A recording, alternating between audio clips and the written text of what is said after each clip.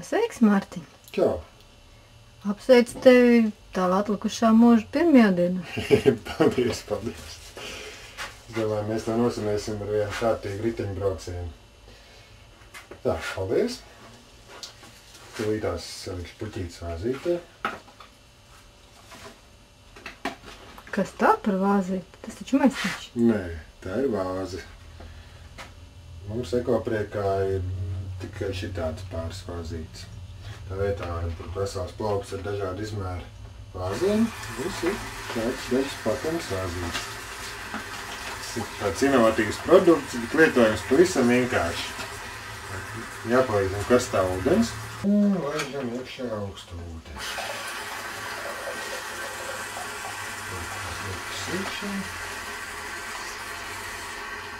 Vāze gatava.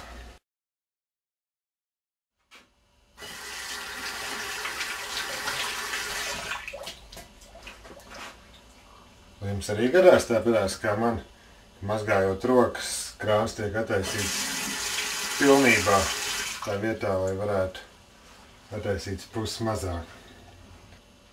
Ir speciāli palīga ierīce, maziņi, ieliknīts krānā, praktiski dar jebkuram standarta krānam. Šāds te. Ideja pavisam vienkārši. Ūdens plūsma, maksimālāk, kas iztek caur krānu, tiek samazināta. Normālā ģimenē šādu ieliknīšu komplektu, parādīju, kā tas izskatās iepakojumā, 2 ieliknīšu, vienas tikko ielikt šeit, 2 ieliknīšu krāniem un 1 ieliknīts dušai, ko ieliek pirms dušas klausulas. Pēc ražotāja sniegtās informācijas var ietaupīt ap 20 kubikmetriem ūdens, un pēc mūsu tarifiem tas ir ap 15 lati gadā. Protams, ietaupījums atkarīgs no tā, cik laba jums ir ūdens plūsma mājās. Mēs pārbaudījām arī uz galveniem Hans Grohe krāniem, kuriem pašiem jau ir iekšā taupītāji. Arī šajā gadījumā bija vēl papildu ietaupījums dušai 50% un parastam virtuves krānam bija 20%. Tā kā, lai kā arī nebūtu, vienmēr kaut kādi ietaupījumi vēl var panākt. Jūs redzējāt, kas notika? Viņš piespiedu pogu, tad ūdens tecēja tikai tik ilgi, kamēr poga bija piespiesta. Un parādīšu vēlreiz. Lūk, šādā veidā, tā vietā, lai izlietu visus 9 litrus ūdens podā par nieku kafijas biezumiem, aizgāja tikai daži litri. Normālā ģimenē ar pāris berneļiem, kas ikdienā lieto labierīcības, šādā veidā gadu laikā var ietaupīt aptuveni 20 kubikmetrus ūdens. Tas pēc mūsu tarifiem nozīmē ap 15 latiem gadā. Ideja pavisam vienkārši. Šādu nelielu atsvariņu jāievieto ūdenstvertnē. Dažādiem podiem ir mazliet atšķirīgi mehānismi, bet princips visiem ir daudz maz līdzīgs. Visur var atrast vietu, kur iekarināt atsvariņu.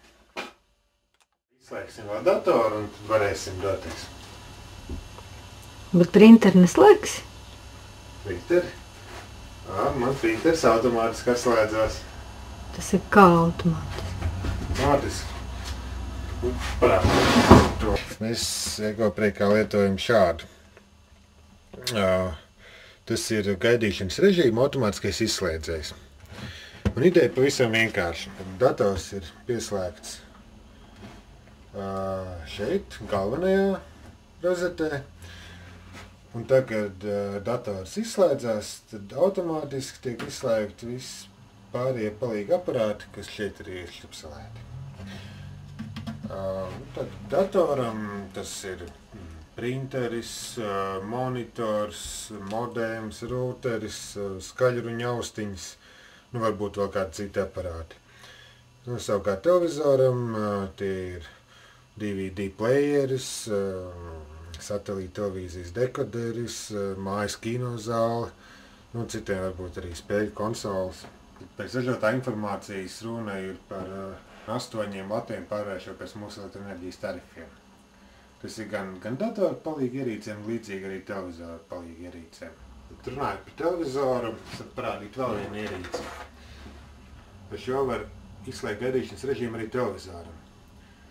Televizora problēma tāda, ja pilnībā izslēdz televizoru tā, it kā viņš būtu atvienots no rozetes, tur nevar ieslēgt pulti. Un tāpēc ir izgudrots šāds te aparātiņš, kuram ir papildu sensors, kas uztver ar pultu raidīto infrasarkano starojumu pirms televizora. Un televizora vietā ieslēdz televizoru. Jā, lūk, vēl viena laba lieta. Atspirīti, kas pat aizver durvis. Tas palīdzēs izvairīties no siltuma zudumiem ziemā, no vēsuma zudumiem vasarā. Gribēju palielīties ar savu jauno Eko-Loktoru velosipēdam. Lielā priekšrocība tāda, viņš neatkarīgs no baterijām. Atvērš mazu poķīti, pāris minūtes uzvelk, un kādu laicīgi var darbināt. Kas mums vairāk patīk tas, ka pievienojot lādēšanas vadu, var uzlādēt mobilo telefonu. Vēl jums noteikti jāredz šis, tā ir mugursoma. Mugursoma, kas iepriekšējā dzīvē bija džempers. Visam vienkārši. Ekoprieks nodarbojas arī ar ekoloģiskāku mājas interjeru iekārtošanu. Te jūs varat redzēt dažus paraugus, piemēram, grāmatplauks tur pie sienas.